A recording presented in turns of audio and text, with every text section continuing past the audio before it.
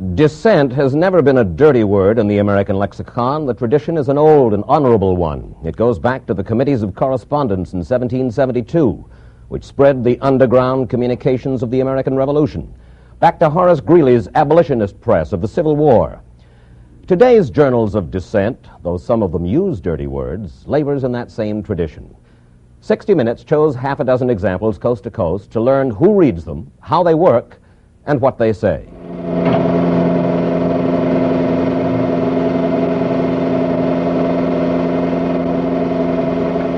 In low-rent lofts in the seedy part of town, using cheap second-hand printing equipment and unpaid labor, grinding out one-sheet handouts like this one to Free Angela Davis.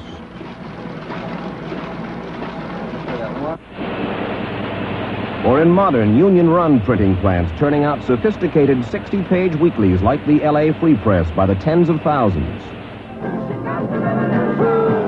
Or on late-night FM radio shows mixing revolutionary rock music with radical news.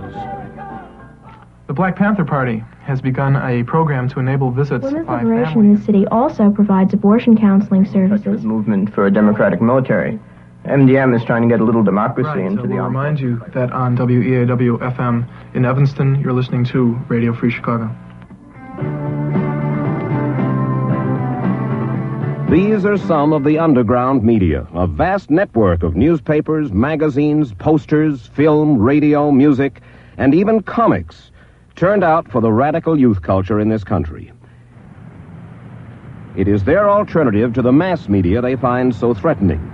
But portions of the underground press have become so successful that they threaten to become mass media of their own. In 1968, the Wall Street Journal estimated there were about 50 underground newspapers with a total circulation of 300,000. Today, that number has climbed to 600 papers with a readership estimated at 10 million. They seem to be everywhere. Every large city in the country supports at least one weekly or bi-weekly. They pop up on army bases, college campuses, and high schools. They provide one of the chief means of support, selling the papers, for runaways and young radicals and street people.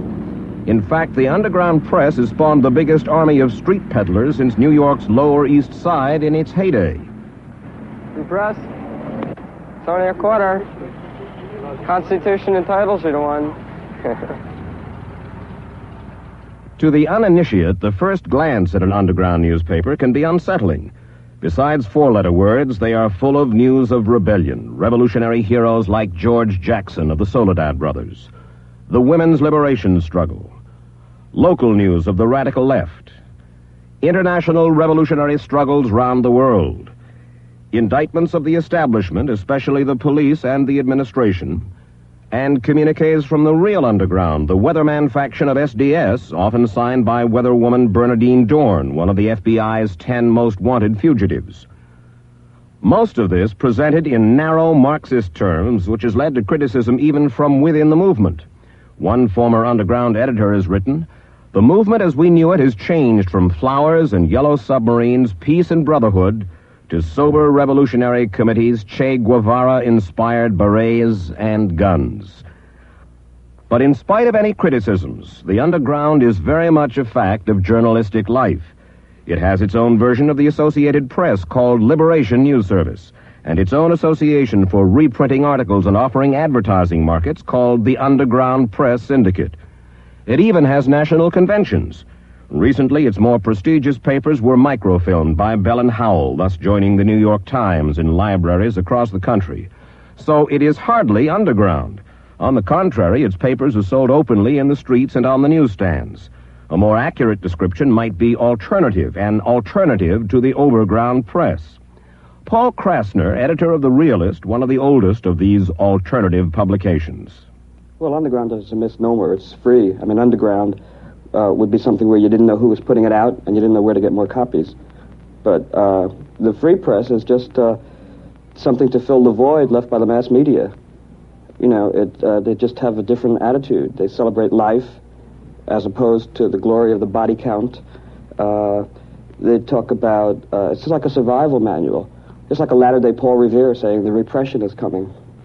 Is it in any sense a how-to publication, saying this is the way to go, or does it simply reflect, by and large? Well, there are how-tos in it. I mean, you know, there are how to live cheaply, how to grow your own organic food. I mean, because see, everything that happens gets co-opted. The mafia is now into opening health food restaurants. So, so people want to start growing their own. So there's how to grow, what's the best way to get a compost heap. Mm-hmm.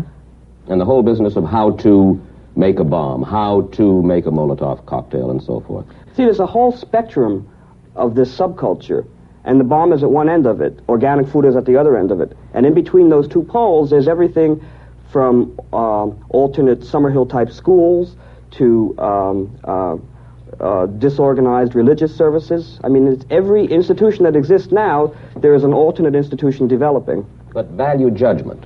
Should the making of instruments of revolution, should the making of bombs and such, the actual diagrams, should that be a part of the underground press, you believe? Should it?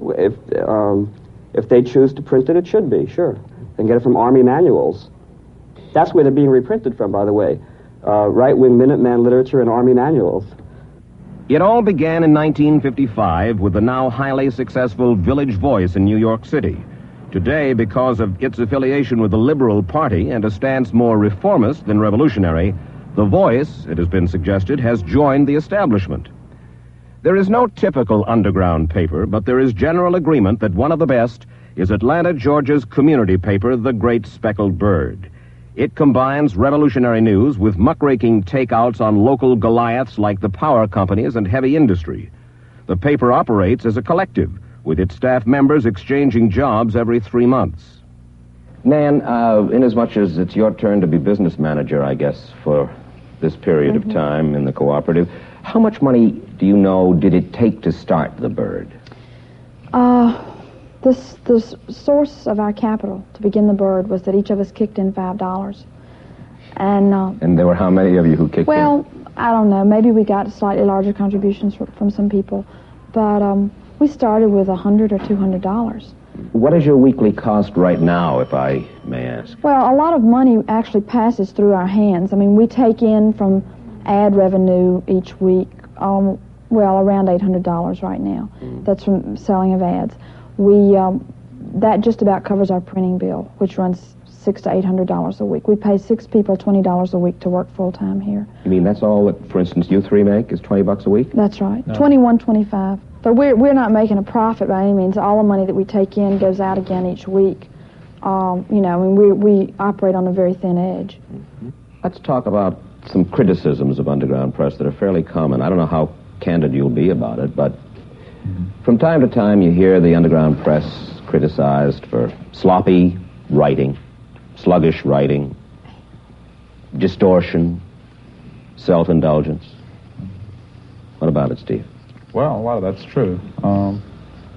We try to make an effort not to be that way, and try to encourage other papers not to be that way. We don't want to set up a wall of rhetoric that people can't feel involved with. We want to talk to people on a human level and try to get them involved. We pitch our paper at people who are not involved in the movement. Try to write that way to people and try to come across, as in a fashion that would involve people. We try to. It's very hard. Right. I mean, it's really easy for radicals to get isolated. Right. Just tremendously easy for that to happen. And to convince the legions of the already convinced. Sure, to continue to talk to yourselves. That's a primary danger. The worst fault of the movement is that it talks to itself too much and not to other people, and we consciously try to avoid that. Mm-hmm. In the shadow of what must surely be a symbol of the establishment, CBS in Hollywood, and still displaying a nose-thumbing reminder of this network's dispute with the Smothers Brothers, the Los Angeles Free Press is far and away the most successful paper in the underground. Boasting a circulation of 100,000 and a paid staff of 45, it is one of the largest weekly newspapers in America. The Freep, as it is known affectionately by its readers, gained a certain journalistic reputation for its inside reporting during the Watts riots. Today, it is an odd blend of zaniness and sound business practice. Publisher of the Los Angeles Free Press, Art Kunkin. But I think the common public notion of the underground press is that it's much more revolutionary than, in fact, the Los Angeles Free Press is. In other words, you're the establishment of the underground press by now. No, what we are is we occupy very consistently and by choice a midpoint between the Village Voice and the underground press, which is breathing a lot of slogans. Revolutionaries of the mouth. Right. What I would prefer to do is watch social processes and participate in the dialogues and help thinking develop. You're obviously a capitalist. Not by choice. I'm doing a business shot and running the Free Press and all the related publication enterprises as a business because that's the way I can make it work in this sort of framework. And I do things on the basis of necessity. I mean, I'll walk through a lot of dirt in order to accomplish what I think are meaningful goals. Part of the success of the L.A. Free Press must be attributed to the explicit classified ads which run for pages in each issue. Whether or not to take these classified sex ads, or indeed any advertising, has been argued in many editorial rooms. The staffs of some papers feel it creates an ideological conflict to take advertising from capitalists and still remain within the movement. Virtually no other underground paper is as successful as the Freep. Most of them barely manage to scrape together enough money to put out the next issue. For instance, this neighborhood paper in San Diego. It stays small enough and cheap enough so that advertising isn't necessary for survival. Why don't you leave it on the beach, man? It's given out for free and makes up its $35 publishing costs by asking for nickel and dime donations. Is it a revolutionary newspaper? Yeah, basically. It's a radical newspaper for people who live in Ocean Beach. You know, it's a community paper telling you what goes on in Ocean Beach, what sort of hassles are going on, what kind of things that the people that run this community are trying to do here. Although most of the papers are oriented to the local community, there have been recent attempts to go national. In Ann Arbor, Michigan, in a commune along Fraternity Row, the White Panther Party headquarters puts out its party organ called Sundance. It's distributed through its 30 chapters coast to coast. The Minister of Information for the White Panthers, 19-year-old Ken Kelly. What role does the Sundance perform for the White Panther Party? Well, it's our national organ in disseminating the party line and a lot of things and disseminating information that we want to get out to people, you know, so that, you know, everybody can have a clear understanding of exactly what we're about. I don't think it's possible to be a national party without a national paper because of that reason, because there's so much confusion about what you're doing, you know, which is why, you know, we have to get it out as often as we can. Whether you like the phrase or not, it is a propaganda sheet. Oh, yeah. I don't have any qualms about using that phrase. Mm-hmm. Most people know about the Black Panther Party, but they don't know about the White Panthers. What is your White Panther Party all about? We're trying to unite our people first because we know that that's our primary task, to organize the people that we are, you know, to organize all the young white freaks in the society, you know, to organize them to realize that they can seize power.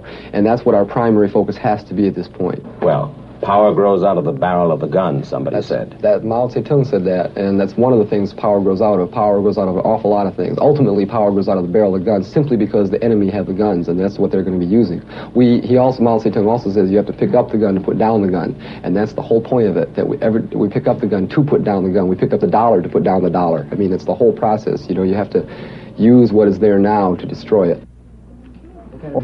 These views, of course, are reflected in every issue of Sundance, and there is little or no effort taken to present opposition views. None of the underground editors we talked to expressed any qualms about their paper's acknowledged lack of objectivity. There is no such thing as objective journalism. It's not objective journalism when the LA Times gets its information from the police. I mean, all that you can require of a journalist is that he tells the story as he sees it and that his prejudices are up front, so the reader can make some determination. Other than that, there's no objective journalism. We obviously know what a reporter or what the Detroit Free Press is saying by the way they quote Nixon first and then way down maybe quote some student protester or something like that, you know. There is no pretense of objectivity in the underground press, but there is the pretense in the overground press, and that's where the hypocrisy enters, I think. At least we're not hypocritical about it, you know. Even though most of the underground advocates the overthrow of the U.S. government, there have been no charges against the press on these grounds that have yet held up in court. A Montgomery County grand jury spent 6 months investigating the Washington Free Press and ended without returning indictments against anyone. But all of the editors in the underground told us they have felt repression in various ways. There's a fairly consistent campaign early in our existence to try to go ahead and deal with us and wipe us out.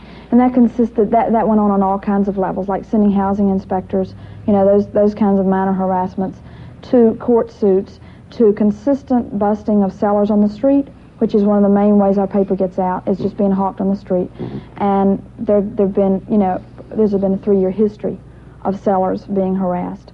We had to go all the way to Boston to get this one printed. Before, we had to go all the way to Milwaukee to get it printed. And the FBI, they first of all harassed our typesetter twice and tried to get him not to do it. Then they went to Boston, and the morning it was supposed to get printed, they tried to harass the printer. We're the second largest community weekly in the whole country in terms of paid circulation, and the Los Angeles Police Department won't give us credentials. I can go to any city in this country other than Los Angeles and be recognized as a journalist. Here in LA, I'm not. At the moment, we have in Santa Ana and Huntington Beach, the cities are refusing to renew the business licenses of our distributors. Now, nobody's doing that with the LA Times. In other words, being an underground press in this country at this time means facing this sort of pressure. And it depends which way it's going to go. Because if they indeed drive us underground, really deep underground, then this whole country is going to be on a much different course. If there are mean and petty harassments by small-minded local officials and businessmen, and there are, nobody in the underground suggests that they detect a national pattern or a federal effort to put them out of business. Meantime, the underground press itself is in a period of some ferment. It has been shaken by the effort of some women in the movement to take over papers or to branch out on their own. There is debate now in the pages of the underground about the validity of violence, especially bombing, as a political tactic. And finally, there is widening agreement among its editors and workers that they need to make their papers more readable, more interesting to a broader readership than just the dissident young. We asked Nicholas von Hoffman, the acerbic columnist for the Washington Post, a student of such matters, for his overview of the underground. The underground press passes the most important test for American newspapers. After reading one, a reasonable man would want to burn his copy and hang the editor. He has the same reaction to both species of publication because the underground paper is the mirror image of your ordinary metropolitan daily. True, the short-haired press is less lurid. Its older readers prefer dots in the middle of their 4-letter words and a bit of cloth on their naked girls. But the formula for both is the same. Sex, crime, gossip, bad writing, inaccuracy, standardized thrills and spills for readers who are presumed to be idiots. Above and below ground, the news columns are used to further their owners' politics. The underground press is indeed daddy's child. As in overground journalism, there are among the subterraneans a minority of good ones.